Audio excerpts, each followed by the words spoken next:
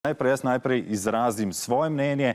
Karin, lep pozdrav v Koper. Moje mnenje o tem, kar delate v tem trenutku, je zelo pozitivno, pridno si zapisujem, tako da kar jasno glasno.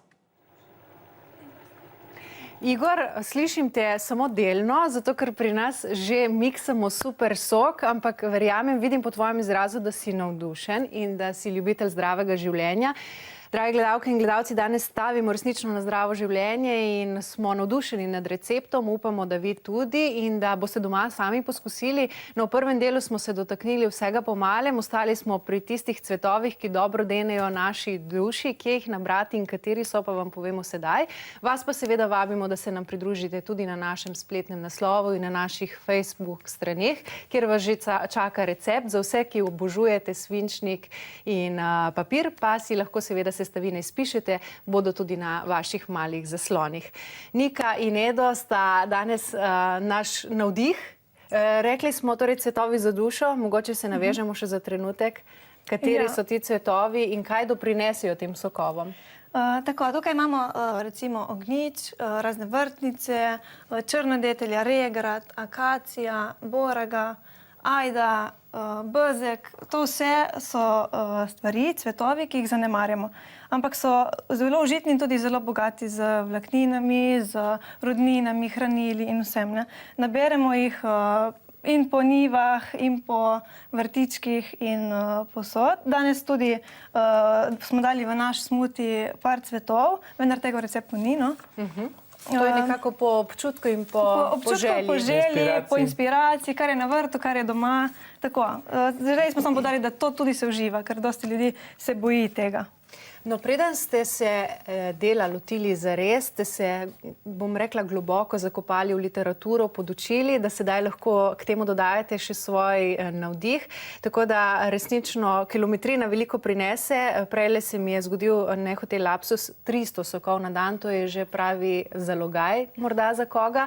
Upam, da si bodo gledalci danes, potem, kar so slišali in videli, upali tudi sami poskusiti. Še nekaj koristnih napotkov jim bomo namenili, ampak imamo pa še nekaj zanimivega tu s seboj, oreščke, in tu je vredno opozoriti še na nekaj napotkov. Se s tem vračamo tudi na to, na naša tla in na tiste oreščke in super živila, ki prihajajo daleč. Tako, super hrana imamo tukaj, veliko super hrane, ki pač izhaja iz tujih dežel. In zdaj tukaj bi poudarili, da super hrana ni samo ta, ki jo kupimo v trgovinah, na policah, lepo zapakirane, ampak tudi dejansko hrana, ki raste okrog nas. In te je veliko in v izobilju. Mogoče tukaj bi lahko še povedala, da to je to, kar kupimo zapakirano, to je nam koristi in vse, ampak kar je svežega, recimo pšenična trava, jo imamo tukaj svežo, ne more se primerjati recimo s pšenično travo v prahu, ker je živa, je polna encimov in vsega. Tukaj imamo še sončnične zelenčke. To je tudi ena taka stvar, ki je bogata s folno kislino, zelo primerna za nosečnice in za plod, bogata s klorofilom, je dejansko že res ena super hrana. No. Jaz bi tle samo malo dopolnil, tle v bistvu ni potrebna neka velika znanost, to lahko vsak sam doma si pripravi, si posadi. Mi smo to recimo prinesli, lahko tudi malo dvignemo pol, da pogledate, to v bistvu čisto preprosto za pripraviti. Samo morate imeti ekološka semena in malo zalivati, malo sončka, malo časa in to je to. No, zdaj na pomlad gotovo bo koga tudi zamikalo, da se tega loti na svojem vrtu ali pa balkonu ali pa zakaj ne tudi dovolj sončnem stanovanju. Torej, tukaj smo dodali še mandlje, tukaj imamo določene sestavine, ki so že namočene, določene ne. Čija pa ne. Bi morda še besedo ali dve o tem? Zdaj za oreške in semena je zelo pomembno, da jih namočimo. To večina ljudi ne ve. In sicer tle je recimo razlika med čija semeni pa namočenimi pa suhimi. Čija semena tudi, treba jih namočiti, ker tako hidrirajo telo. Če jih ne namočimo, potem jemljajo vodo iz telesa. Pomembno pa pri semenih je tudi to, da imajo encime inhibitorja, in sicer zaviralce rasti, ki če jih ne namočimo, so prisotni in nam potem povzročajo težave pri prebavi. S tem, ko jih namočimo, ponašamo naravo, ker tudi seme, ko ga damo na zemljo, dokler ne dežuje, ne vzklijejo. Tako da imajo te zaviralce rasti, ki jim to onemogoča. In tudi za oreščke je isto, izjema so samo konopljina semena, ki jih ni treba namočiti. Veliko smo povedali, predlagam, da si s tem super sokom še postrežemo, Edo, če je pripravljen. To Brnenje smo prišparali gledalkam in gledalcem, ker gre za profesionalni, bom rekla, pripomoček, ki je precej hrupen. In to tudi nekoliko doprinese k tej končni, bom rekla, podobi, ne? In kvaliteti izdelka. Tako. Pomembno je, da je močen blender, tako, ker ima, da razbije to celično steno zelenja.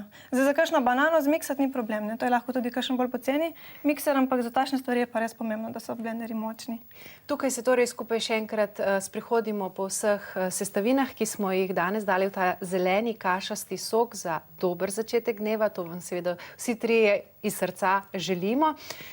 In upamo, da boste navdihnjeni in da se boste dela lotili tudi sami. Seveda so nekatere sestavine, kot smo rekli, po občutku in trenutnem navdihu. Ja, pomembno je izpostaviti, da v bistvu tisti, ki niso navajeni še zelenja, ne, da začnejo z majhno količino, ker banana pa nas to vse tako ublaži okus, da se sploh od tega zelenja ne bo čutilo. Barva je sicer mogoče komu lahko kdaj grozna, ne, ampak naj vas to ne zavede, okus je fantastičen. Ne. Pa ko se navajate tega zelenja, lahko samo dodajate in v bistvu povečujete količino zelenja, zmanjšujete količino sadja. Ne. In potem bomo izgledali tako dobro kot vi. Mladi. Če smo lepi, pol. Še toliko bolje. Ja. Hvala za tale sončen jutranji navdih. Hvala za povabilo. In lep dan tudi vama. Enako.